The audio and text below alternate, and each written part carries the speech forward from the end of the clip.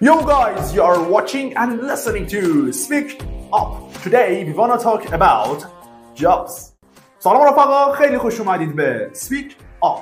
امروز قراره با هم دیگه اسم شغل ها رو به انگلیسی یاد بگیریم. So let's do this. این سری ویدیوها ممکنه توی چندین پارت باشه. پس اول از همه این ویدیو رو لایک کنید، کامنت بذارید. اگر هنوز ما رو دنبال نکردید ما رو دنبال کنید، سابسکرایب کنید، زنگوله رو هم بزنید که هر موقع ویدیوی جدید آپلود شد بتونید در سریع ترین زمان ممکن ویدیو رو داشته باشیدش. برو بریم تو کارش. Number 1, journalist, reporter. Journalist, reporter. Journalist میشه خبرنگار. Reporter or reporter میشه گزارشگر. پس number 1 خبرنگار یا گزارشگر. Number 2 lawyer. Lawyer وکیل. Lawyer. He is a good lawyer. اون وکیل خوبیه. He is not a good lawyer. وکیل خوبی نیست. Lawyer وکیل. Number 3 machine operator. Machine operator یعنی چی؟ یعنی اپراتور دستگاه. کسی که حالا مسئول اون دستگاه هاست. Machine operator. Okay. Next. Mail carrier. Mail carrier همانی با letter carrier. جفتشون بچه ها میشه نامه بر، پستچی. Okay. Mail carrier or letter carrier. جفتشون همانی با نامه رسان. Okay. Next. Manager. Manager. حتما تکرار کنید. Manager. You are a good manager. تو مدیر خوبی هستی. Manager. مدیر. Manager. مدیر. Next. Manicurist. Manicurist.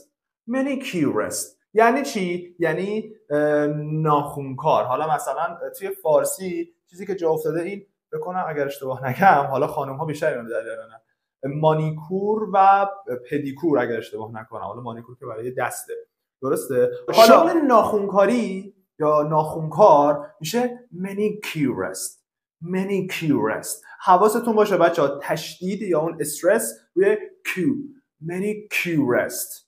اوکی. حالا دیگه خیلی نخواید همچین اون روغنش رو زیاد بگیرید که چرب بشه، ولی اون استرس روی Q هستش. manicurist. حالا میشه ناخونکار. Number 8 medical assistant. medical assistant یعنی چی؟ یعنی دستیار پزشک، بهیار. خود پزشک که میدونید دکتر. حواستون هم باشه بچه‌ها ما یه دونه پزشک، داروساز و حالا دندون پزشک با هم دیگه متفاوته. خود پزشک عمومی میشه دکتر. حالا medical assistant یعنی دستیار پزشک، بهیار. حواستون باشه پرستار هم کلمه جداست. nurse چه پرستار. Next. mechanic. mechanic یعنی چی؟ یعنی مکانیک. He is a good mechanic. اون مکانیک خوبیه. I need a good mechanic. من به یک مکانیک خوب نیاز دارم. مکانیک یعنی مکانیک. Number 9 messenger or courier. messenger, courier یعنی پیک. messenger, courier. پیک. Number 10 mover. mover. میدونی بچه‌ها move یعنی حمل کردن، جابجا کردن، حرکت کردن بعضی وقتها. خب اما mover یعنی چی؟ یعنی باربر. کسی که حمل کننده باره. حالا تو یک ویدیو مفصل بچه‌ها راجع به این پسوند ER صحبت میکنیم دیگه. اوکی. مثلا نگاه کنید بچه‌ها موور میشه باربر، ولی یک کلمه دیگه که داریم برای مثال پینتر میشه نقاش. پینت نقاشی کردن. پینتر or painter یعنی چی؟ یعنی نقاش، کسی که نقاشی میکنه.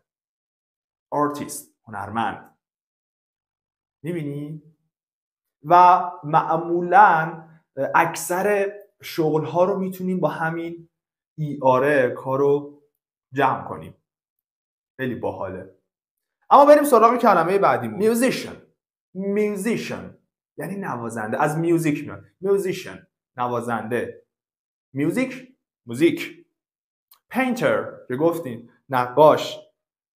next pharmacist هم معنی با chemist یعنی داروساز.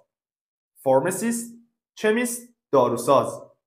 بعدی photographer یعنی عکاس. حواستون باشه بچه‌ها اینو فوتوگرافر نخونیدش. photographer نقاش، ببخشید عکاس. photographer عکاس. pilot خلبان. He's a handsome. What's his job? He's a pilot. چقدر خوش تیپه، چی کاره است؟ اون خلبانه. دیگه خلبانا کارشون درست از همینجا ارادت.